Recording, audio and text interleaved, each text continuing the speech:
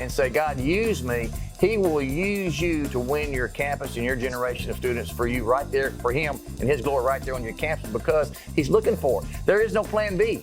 You are plan A, and if you have a desire, if you think about how, anytime you think about people lost, saved, that's the Holy Spirit. Let me just encourage you. Take the gifts God's given you, use them for His glory, and God's going to add people beside you and under you to give you strength. You think you're the only one, but you're not. There's more like you. Working with the local church to take the hope of Christ to every student in the United States. This is First Priority. Now here are your hosts, Steve Cherico and Brad Skelling. Hello, everybody. Welcome to the First Party Podcast. My name is Brad Skelling, here with my friend, Steve Cherico. What's up, everybody? Welcome back. How's it going, Steve? Good, man. You? I'm doing well. Good. Doing well. Good. We are, as of this recording, heading to Cincinnati. As of the release of this recording, go right now. It is Thanksgiving week. Oh, it is. It is 2 weeks from now. Are you guys a turkey family? What do you do? Yes. We head down to Georgia. Erica's sister and family lives down there. Oh, you head south. He is a turkey roaster, air fry kind of guy. He's been for years before it was the air fryer stuff was a fad. Nice. So it's Nice. good. Yeah. We're an all the above family. Oh, what does that mean? There's chicken, there's turkey, there's ham, there's all those things. If we're with family, if we're not with family, then we choose one. Okay. Yeah. That sounds fun. I'm not good at turkey, so if we're just us, I'd probably choose something else. Erica bought 2 turkeys already, so I'm cooking one next week and one whenever else she pulls it out of the freezer.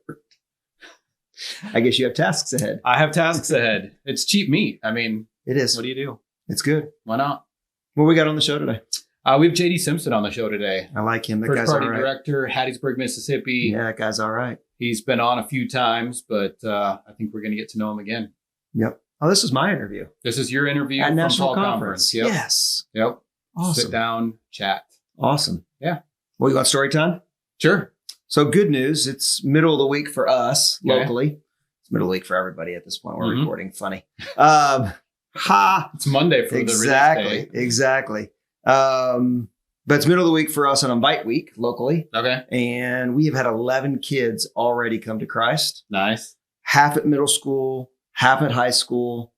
Just been a banner week for clubs. We also have another club that's in Jacob Sharp's area. Okay. That's not that old. Like, it's a first year club. Mm-hmm. And they started in one room, outgrew that from their 7 leaders. Yep. And they are now in the library. And I got a picture of their group in the library yesterday. And it literally is the whole stinking library with kids training one another on how to share the gospel with their peers. That's awesome. It's bonkers. I love it. So those are 2 good stories for us locally. We're pretty pumped. As you should be pumped. Yeah. That is amazing. It's cool. I think we'll talk some more about reporting and stories here at the end of Great. after we talk to JD. But Great. One of the announcements I wanted to make, if you're watching on YouTube today, you'll notice that I'm wearing a shirt with the 4 on it Oh, look at that. because we launched a new section of our online store. Oh. We talked about that quite a bit at the fall conference. I Okay. had some first party shoes on. Okay. The first party jean jacket just got delivered yesterday. Right. That's The 80s are back. I That's think. awesome. And so we're doing some print on demand things, just some one-offs Good. that you can get on there. Good. It's not as cheap as buying in bulk, but I think there's even a first party fanny pack on there. So just expanding our horizons, doing some new things. Nice. And if you want to go and check that out, it's in the new release tab of the first party store.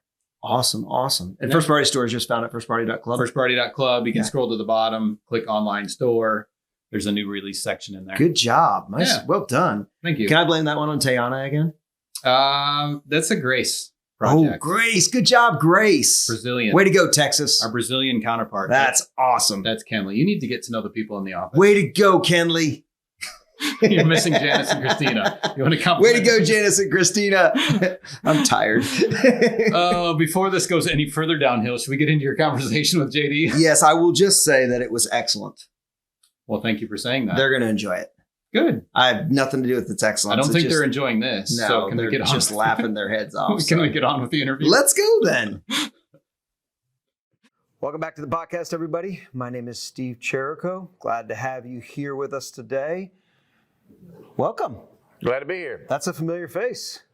Scary face. No, not at all. JD, glad you're here, man. Welcome. Man, glad to be here. How was your trip over? Awesome.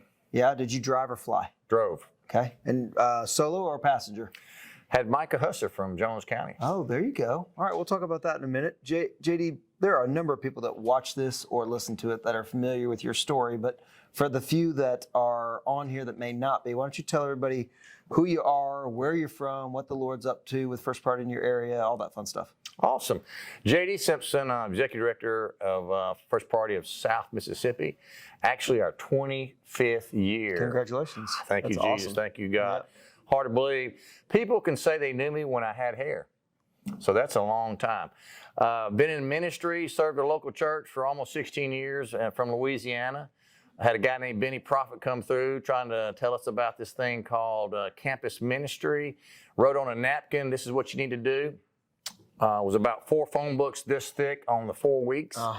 And I said, man, I don't know if I can do that. And then about a couple years later, we ran to him at another conference. And before we knew it, got opened the door in Hattiesburg and stepped out in August of 1999, left the church in Clinton and came to Hattiesburg, Mississippi to launch First Priority with 4 schools. And right now, post-COVID, we were up to about 70, but we're like back in 50 plus schools covering 7 counties. We call it South Mississippi. And God's been awesome. We have changed originally from acts to fish, correct. To hope. So we've seen the whole cycle. They're all awesome. It's never changed or wavered from being student-led and student-initiated, and to see what God does when a group of people from His body of believers called the church come together in a community to launch, it's phenomenal. And I can say that I have not been bored 1 millisecond. Yeah. That's good. So you did not talk about what we were talking about in the hallway a minute ago. Tell us about family. Awesome. I had 1 child. Had 1 child. I have 4 now when we started First Priority. So you can do that. My oldest is 26. The youngest is 16. I've got 2 boys, 2 girls. Boy, girl. 2 are out of college, pursuing medical venues, and the 3rd is in college at Mississippi State, and the 4th, the high school softball fast pitch at Oak Grove High School. I was just going to ask about your softball stud. Did you have a fall season? Somewhat, yeah. It was more showcase. So showcase softball is you compete, but you don't compete. You just show your skills. You meet coaches, and that's been good to see her mature and being able to articulate who she is to college coaches. That's good. So 25 years in, let's go back to Hub City, shall we? Let's take it back to exactly. I'm going to take you way back, right? All right. So talk to us a little bit about going from 4 schools to the years following where you're moving up to maybe 15 schools. And then talk to us about the multiplication process. How did you walk that out, and how did you empower people to do so? If word of advice looking back, saying, okay, what would I do differently? And I was you familiar with Chris Lane? So Chris Lane would always get in the room and tell me how many schools he had. So I said, let me see if I can get as many schools as him. And the next time we get together, it wasn't a competition, but it was like, man, the more schools we get involved, the more students we get involved in First Priority, the more people we're going to see come to Christ. That's right. And through this thing God blessed us with called First Priority. So we launched, I was in the area there, had been there, served almost 8 years as a local student pastor. And so I had familiarity with all the schools. They knew me, had credibility with who I am. Got it. So when we launched First Priority, they knew it had something to do with God and Jesus, and we trust you. So tell us how it's legal. And so we did the first 4 schools, and before that, everybody's knocking, say, okay, we hear what's happening, across the river, across the county. Can you come? Can you come? Didn't have all the things we have now, the protocol to how you launch and how you do that. You'll learn on podcasts. It was just me talking to Chris or me talking to Cherico or Mark, talking to somebody about how we do this thing and how you doing it there. So how we launched it, we'd say, okay, can you wait? So we'd have an initial meeting in a community with church leadership, just like we do today, and say, okay, this is First Priority. This is what we need from you. And they'd say, when can we start? And so we'd have a training date, and we train them on the acts on how to implement it on their campus. And then we would walk them through that, make sure they knew how to do it, and then we would go to the next school. I would say within 2 years, we were already in 15 schools, because there are, I'm trying to think, just within 3 counties right there, there's probably 25 or 30 schools. And it wasn't long. I'd say within the first 3 or 4 years, we were in every school. So reality is you had to build a base before you made a decision to launch in a territory, because there were probably more asks than there were yeses at that point. There were a lot more wanting to get it, and some of them would come and peek and come look at us and like, okay, can we come to that training? And they would go and try to launch it without being trained. That's why I said we learned, and I'd find out, so okay, maybe they'll be okay. No, that's where my headaches came from. Yeah. Did you have a training? Did you get plugged in? Who trained you? Yeah. And it wasn't anybody from our team that did it. So we go, okay, this is what we need to do. We need to take some step backwards. We need to make sure we're all knowing how to do acts and how each week of the cycle works. And have you, just a simple thing, have you gotten faculty sponsors? Mm-hmm. Have you talked to administration? Have you talked to the superintendent of this school district? Say, hey, we're coming. Yeah. Just to knock on the door and have a friendly conversation. Said, well, I'm not launching this. It's students who wanted to launch this in your area. Let me tell you what it is. And that were the fires we had to go back and put out or rekindle because we didn't do it the right way like we're doing now. Yeah, it's good. You talked just briefly about the public pause that happened to all of us a couple of years ago, right? Where we all had to hit pause and reset, and so many good things came out of that in the midst of terrible things globally, right?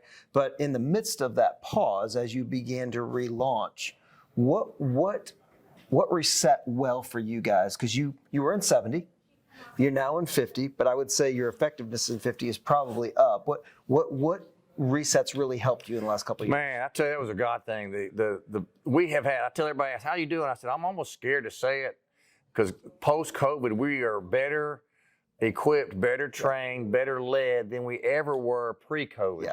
And because we were intentional on, okay, getting all our ducks in a row, everything that we need to do to get it relaunched in a campus. Yeah. And we put the brakes on, said, no, let's just wait. Let's give it one more month. Y'all can wait 2 more months. Yeah. And that was the secret sauce, I would say, is let's make sure we got everything right and do it right before we launch, just because you had it. And the second thing was students were really hungry for leadership. And where we thought we were going to be weak on a lot of our middle school, we have big middle school meetings. I mean, there's some of our campuses that run 200 to 300 students. And I'm like, how are we going to do this? And so we have some new youth pastors coming on, new to First Priority. And I said, guys, it's going to work because the app we have, the information we have, the way for them to do the strategy, if they just read it, I mean, I've seen it just read. Yep. It works. Wow. And you can't get junior how to do that. And I'm just like, no, watch this. And boom, it'd be 15 or 20 kids wanting to be on a leadership for E week, for P week, or I week, or C week, and just get out of their way. And that just recently, we had a brand new youth guy, one of our largest churches in the area, was kind of like, let me do this kind of, how does this actually work? And he was kind of being the pessimist in the group. And he was just so like, this is crazy. I said, yeah, if we'll get out of the way, let the students take control of their club, and they'll do it. So it's one of those things. I have seen us better health as far as leadership on the student level, on the faculty level, and then being able to communicate and have the open highway or traffic for us to know information post-COVID than pre-COVID. Yeah, the Bible talks about Selah, right? It's the word that's not a word, it's a note in the Psalms, right? And the idea of that holy pause thing that goes on, and we all got a Selah. Some of us took advantage of it. Man. Some of us didn't bring clarity. Some of us just wallowed. We were scared there what we're going to do, but that was the Zoom. Zoom was phenomenal. Everybody knows how to do Zoom now. That still worked. And Group Me's, the Group Me that came up, and whatever WhatsApp, whatever they use to talk amongst themselves to get organized. Yeah. My daughter is on the leadership team for a local high school, and she lets me know, Dad, they need this. And I said, well, tell the campus coach, he goes to our church. We're the same church. But I said, I'm not the campus coach. Tell him. Yeah. But what's another story that's going on inside your area right now? Well, there's several. I'm trying to think. Got a young man that's just really, we didn't know what kind of leader he was going to be. He's from a smaller church, and to see him come out of his nutshell, when I say every youth pastor, every First Priority needs a Reagan Willis. Okay. A Reagan Willis, he's a senior now, but as he stands in the hallway as they come off the bus, and and he looks at every person that comes by, has either go to the cafeteria or go down the hallway or come to first priority. Yeah. And he says, get your Jesus today. We're going to have Jesus in first priority. And he puts his arm around and walks some of them into the gym where they can go sit down, and he'll walk out with one or two of them. Uh-huh. And it's like he oozes his passion is sincere. Yep. And when he walks into the room, he plays on the football team, and they'll say, hey, I'm sorry I used this word in front of you. So it's the salt and light having influence on his culture. Yeah. But to see him, the ROTC people, the ROTC people meet out there to greet their people where we're observing. And she says, I've never seen a young man like this. I've never seen a young man like this ever. I said, it's a once in a lifetime guy. Yeah. But shout out to Reagan.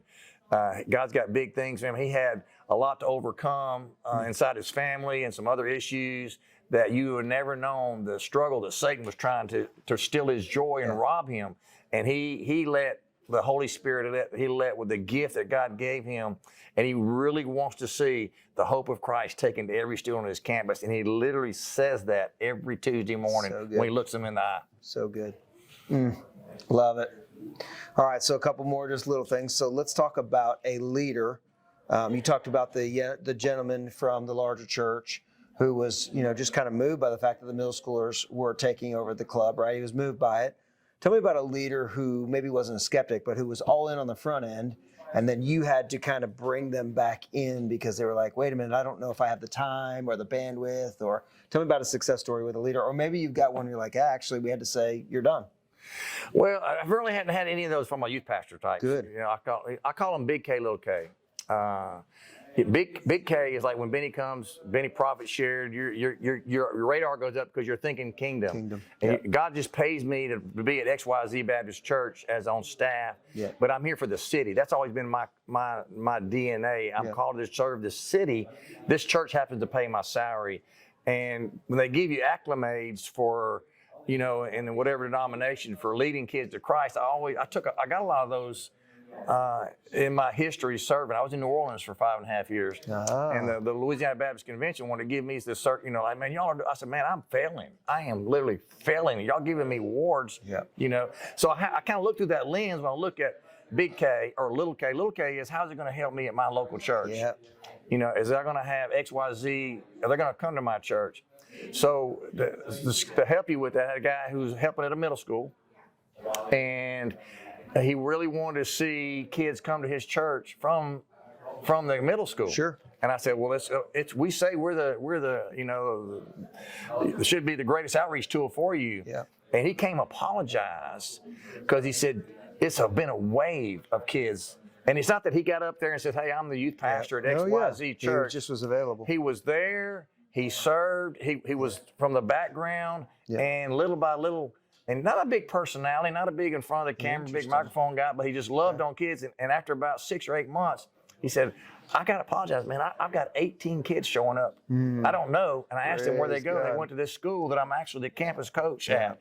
And there's this success story that he came in kind of looking like, I don't know if this works. And he said, I got to apologize because I'm not even doing anything. So that's good. Got a lot of those. We've said the gospel works, right? We've said it over and over again. My favorite life verse, 1 Peter 4:8b, love covers a multitude of sins. And I just know I need Jesus. I'm desperately every day because JD's life would be horrendous. But my sin is not your sin.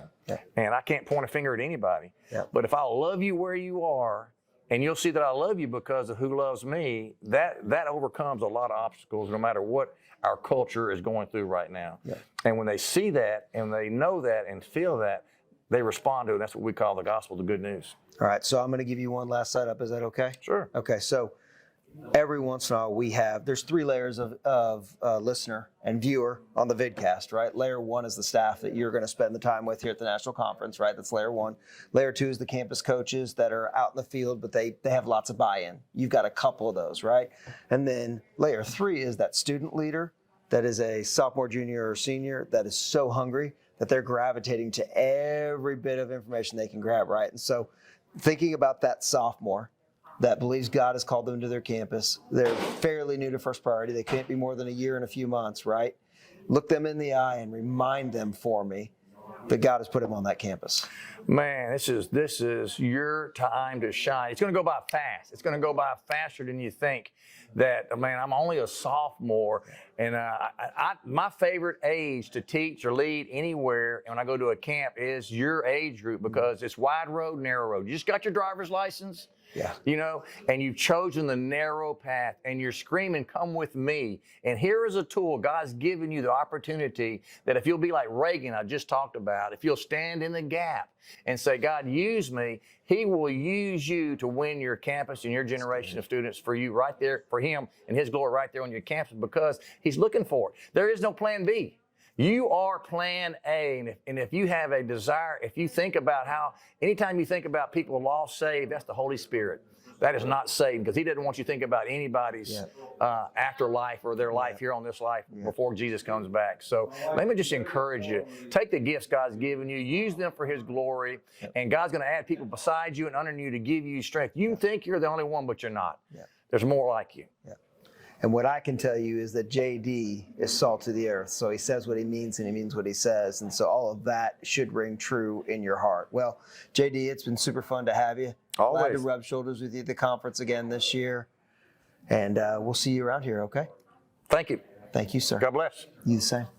Well, Steve, what did you enjoy the most about talking with JD?